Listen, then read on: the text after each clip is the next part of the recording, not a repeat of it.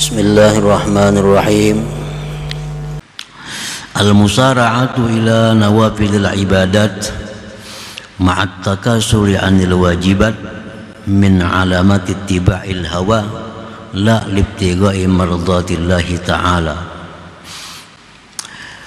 Bersegera kepada ibadah-ibadah sunat, rajin, gemar melaksanakan ibadah sunat,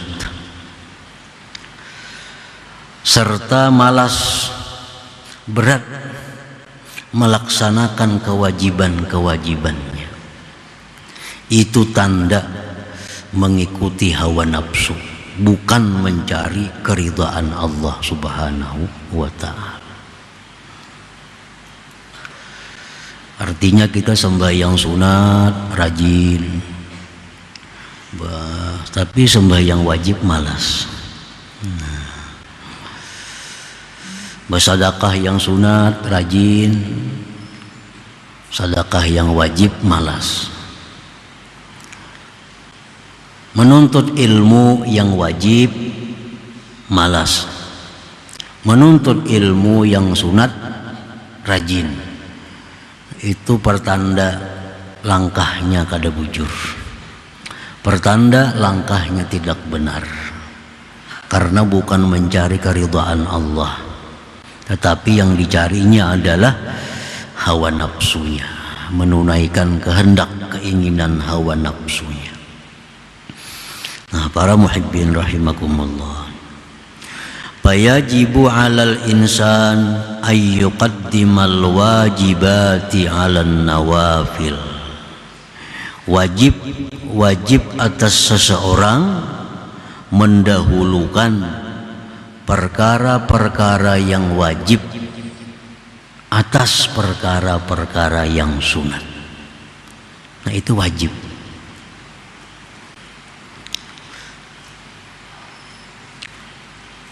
Illa antakuna min kamalih, kecuali perkara sunat itu merupakan bagian kesempurnaan perkara yang wajib. Kecuali ibadah sunat itu bagian dari kesempurnaan ibadah wajib, nah maka itu boleh didahulukan dari yang wajib. Palau kanawafidil qabliyah wal ba'diyah, seperti sunat qabliyah, sunat ba'diyah. Falahu yuqaddimuha 'alal wajib, boleh dia mendahulukan qabliyah ba'diyah itu atas yang wajib. Li'annaha, karena itu nawafil qabliyah ba'diyah tadi tu'inu 'alal hudur, membantu atas kehadiran hati, kekhusyuan hati, fihi pada yang wajib, alladhi huwa, yang adalah itu kehadiran hati, ar-ruh, merupakan ruh, fihi pada yang wajib itu. Nah, para muhibbin rahimakumullah, umpamanya kita ada qadaan sembahyang, qadaan sembahyang wajib, sembahyang fardu. Nah, ini kita wajib mengqadanya,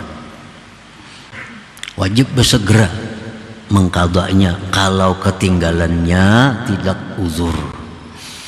Sunat bersegera kalau ketinggalannya itu karena uzur. Contohnya yang kada uzur, orang sudah azan subuh, bangun dah. Berapa aja orang bang subuh, gulang galip ditilam. Orang sudah azan subuh, taguringan, bangun jam 7. Ini orang kada sembahyang subuh tanpa uzur. Ini wajib bersegera mengqadha subuh. Wajib bersegera mengqadha subuh. Makan pagi berdudi, qadha subuh dulu. Nah, karena meninggalkan subuh tanpa uzur. Ada lagi orang yang meninggalkan itu karena uzur. Contohnya, inya guring jam 3 subuh, tidurnya jam 2, jam 3, belum lagi masuk waktu subuh. Begitu bangun jam 7, kada mendengar orang azan, kada mendengar orang sembahyang. Begitu bangun pukul 7. Nah ini ketinggalan subuh karena uzur.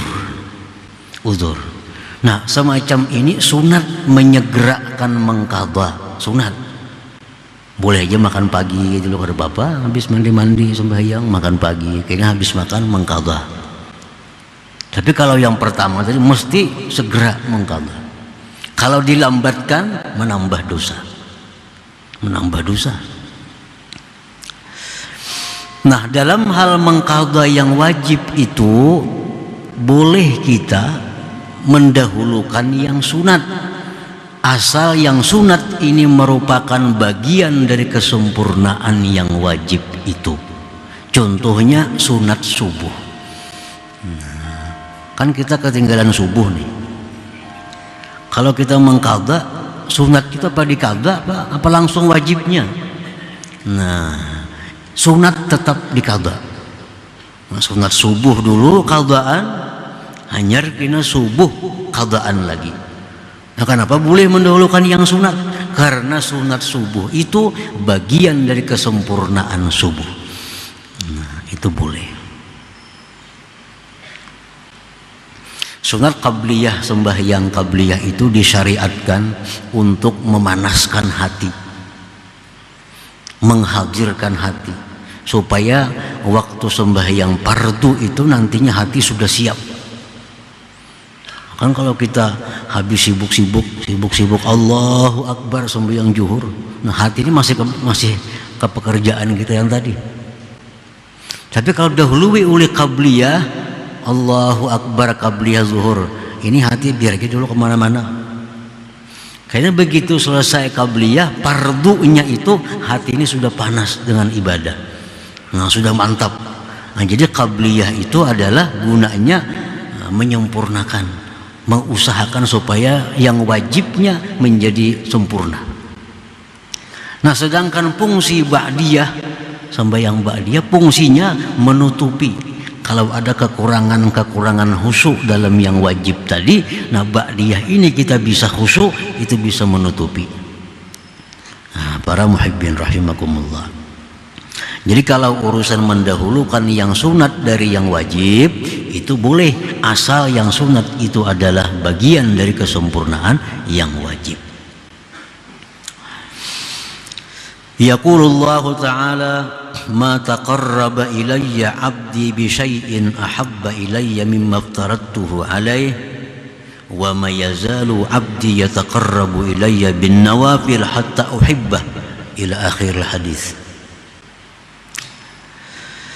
Allah berfirman dalam hadis qudsi, tidaklah beribadah kepadaku hambaku dengan ibadah yang paling kusukai daripada melaksanakan ibadah yang aku wajibkan atasnya. Allah tuh paling suka kalau kita ini beribadah yang wajib. Ibadah yang wajib. Allah paling suka kalau kita melaksanakan yang diwajibkan oleh Allah. Dan senantiasa hambaku itu beribadah dengan yang sunat-sunat. Nah, sesudah selesai yang wajib, yang sunat-sunat, hatta uhibbah, sehingga akhirnya aku cinta kepadanya, ujar Tuhan. Nah, para muhibbin rahimakumullah. Jadi ibadah wajib itu dibanding dengan ibadah sunat itu ganjarannya 70 kali lipat lebih banyak yang wajib. Kalau kita melaksanakan yang wajib itu diberi Allah umpamanya 70.000, kalau yang sunat 1.000, 70 kali lipat.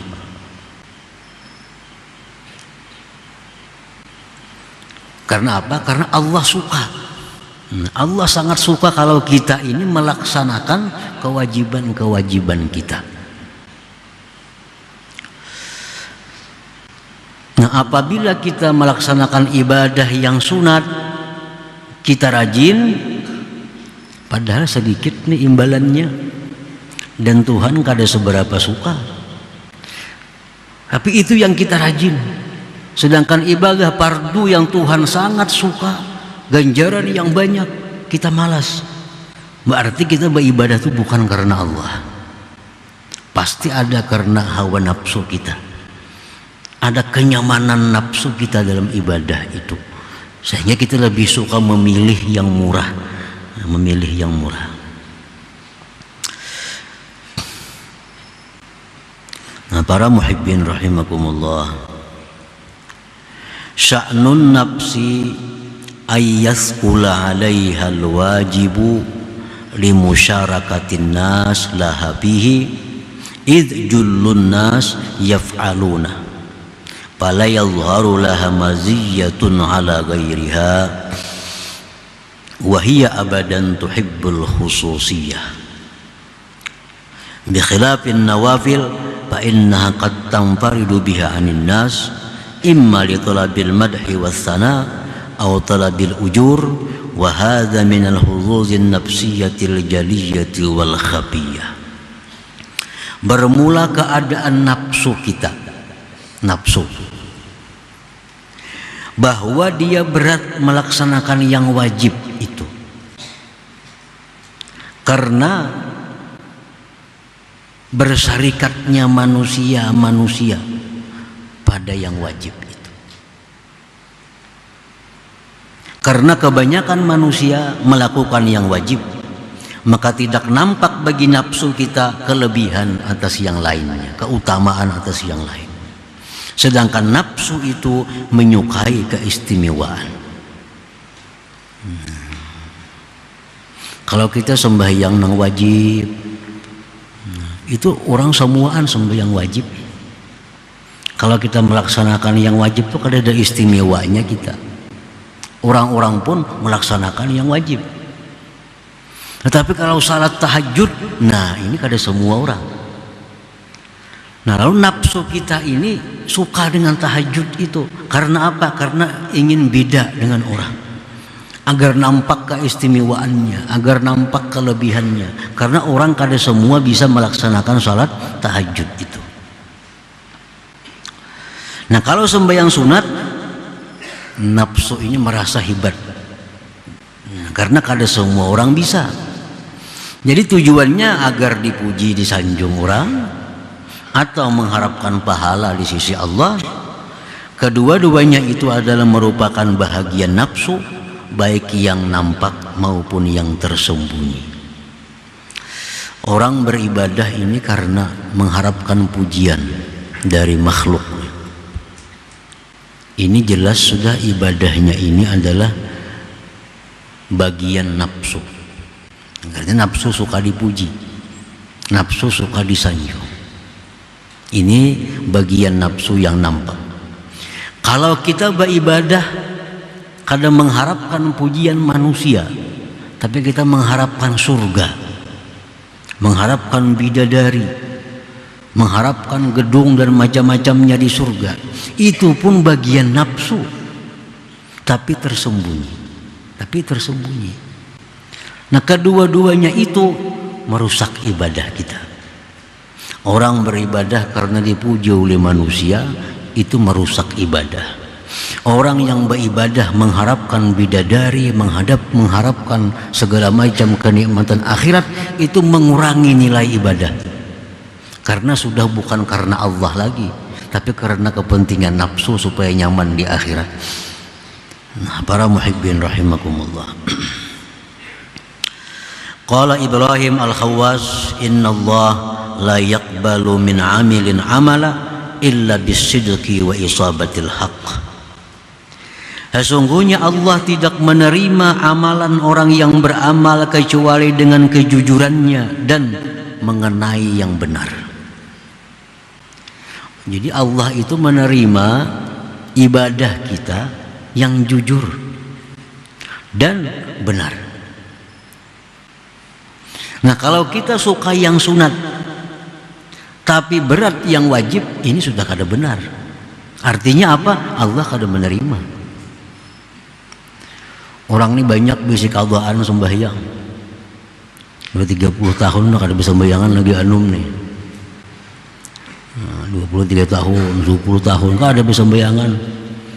Sembahyang jam maghrib paling, orang sembahyang hajat juga. Lainnya perai. Sudah umur 50 tobat. Nah ini mesti dibayar sembahyang nih, dikala. Tapi nya malas mengkala, malas. Tapi kalau tarawih rajin, nah, sembahyang duha rajin. Ini satu alamat itu karena nafsu, bukan karena Allah. Kalau karena Allah, bayar hutang dulu. Bayari qadaan, hanya tarawih, hanya sembahyang duha, hanya sembahyang witir. Bayari qadaan. Itu yang Allah suka, dan lebih besar itu pahalanya ketimbang sembahyang tarawih, witir dan lain-lain tadi. Kalau kita masih ada hutang yang wajib kepada Allah Subhanahu wa taala. Allah tidak menerima ibadah kita kecuali dengan kejujuran dan mengenai yang benar. Kalau kita rajin sunat, malas fardu, tanda kada benar. Artinya apa? Kada diterima oleh Allah Subhanahu wa taala.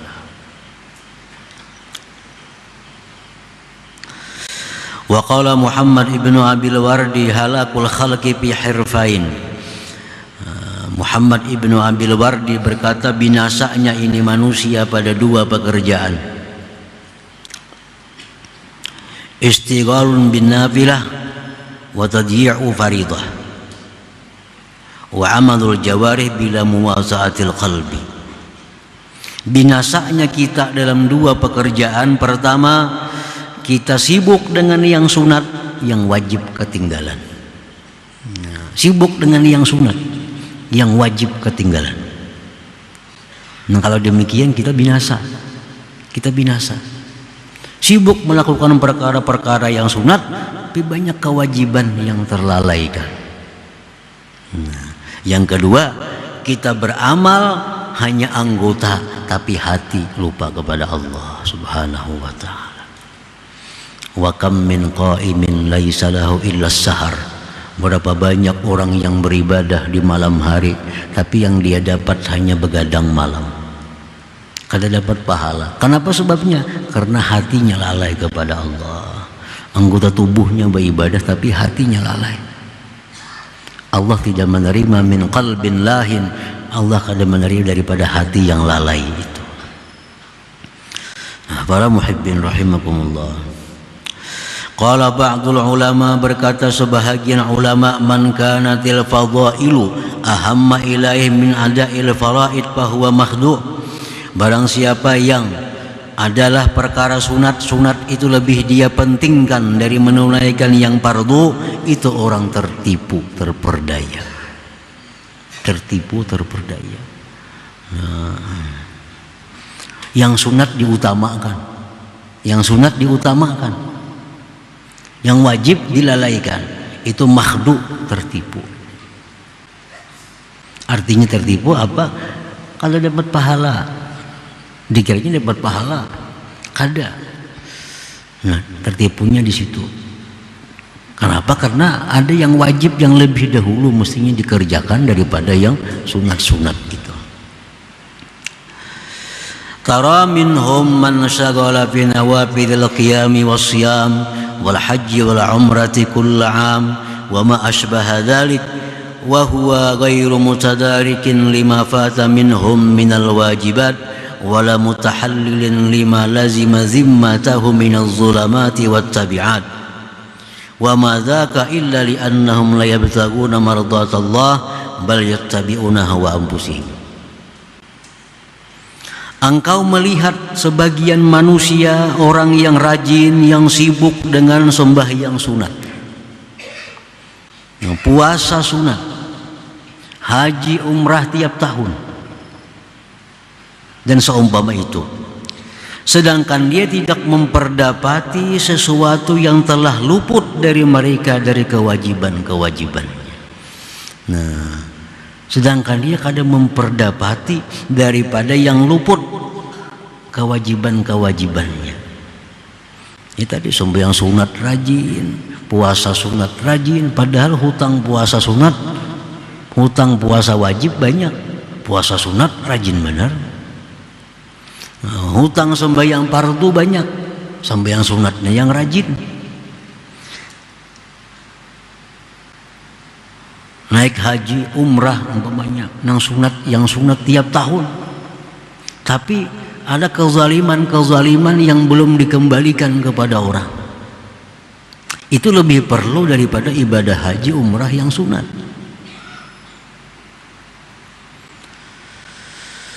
Nah, tidak ada yang demikian melainkan mereka tidak mencari keridhaan Allah, tetapi mereka menuruti hawa nafsu mereka itu.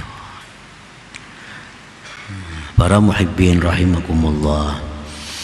Jadi kita misalnya pernah menipu seseorang, menipu si A, menipu si B, menzalimi si A, menzalimi si B. Itu kewajiban kita yang segera membiriskan itu segera, lebih utama daripada kita umrah sunat, haji sunat. Kalau kita umrah sunat, haji sunat, tapi banyak kezaliman yang belum kita biriskan, padahal bisa kita biriskan, nah itu ibadahnya ditolak oleh Allah Subhanahu wa ta'ala. Kita pernah menganiaya orang ini, kita pernah menipu orang ini, itu mestinya diselesaikan, karena itu kewajiban kita, ketimbang kita melakukan hal-hal yang sunat. Nah, ini kewajiban. Allah menyukai yang wajib dibereskan dulu, hanya yang fardu, yang sunat-sunatnya itu. Ada orang yang suka sumbang sana, bula masjid, bikin itu, bikin ini. Tapi kalau urusan ditagih hutang, setengah mati menagih orang ini. Ada manusia seperti itu. Kalau soal sosial, 100 juta sumbang sana, 100 juta sumbang sini. Hutang 10 juta, setengah mati menagih, ada mau bayar. Padahal ini hutang yang sampai tempo ini wajib dibayari. Maulah masjid itu sunat. Nah, mestinya apa? Hutang ini dibirisakan, karena sampai temponya orang sudah menagih. Nah, ini pertanda apa? Sosial itu bukan karena Allah, tapi ada kepentingan duniawi yang dicari. Sudah jelas itu. Makanya mencari keridhaan Allah, hutang dibirisakan. Ini sampai waktu, sampai tempo orang sudah mencari, orang sudah menagih, itu segera dibayari. Nah, itu tanda bahwa sosialnya itu bukan mencari keridhaan Allah, bukan karena Allah, tapi mencari sanjungan pujian di sisi manusia. Itu tertipu, sedikit pun tidak dapat ganti dari Allah Subhanahu wa ta'ala, apalagi pahala di akhirat. Nah, para muhibbin rahimakumullah, qala Daud alaihi salam, Nabi Daud berkata, Rabbi aina ajiduk. Ujar Nabi Daud, wahai Tuhanku, di manakah aku mendapati Engkau? Di manakah aku mendapati Engkau? Maksudnya, di manakah aku mendapati keridhaan Engkau?